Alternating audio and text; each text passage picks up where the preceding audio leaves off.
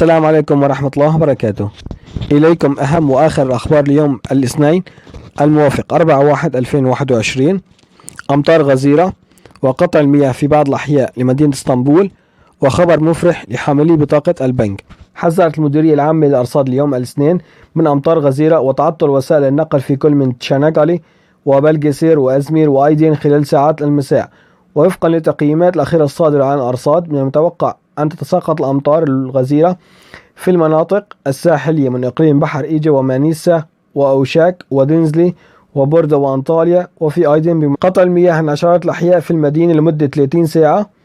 فقد أفاد بيان هام صادر عن شركة المياه إسكي بما يخص قطع المياه عن عشرات الأحياء في مدينة اسطنبول غدا، وذكر البيان بأنه سيتم قطع المياه لمدة 30 ساعة في 6 مناطق بسبب الأعمال التي ستنفذها إدارة المياه في المدينة.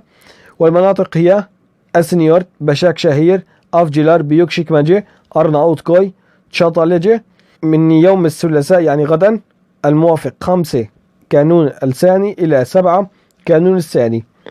الخبر المفرح: اتفاق بين البنوك الحكومية في تركيا على توحيد أجهزة الصراف الآلي ATM، بحيث يكون جهاز الصراف موحد لجميع البنوك دون دفع أي رسوم إضافية. وسيشمل الاتفاق قائمة البنوك التالية: زراعات بنكسي، زراعات كاتليم، هالك بنك، وقف بنك، BTT بنك، إملاك بنك.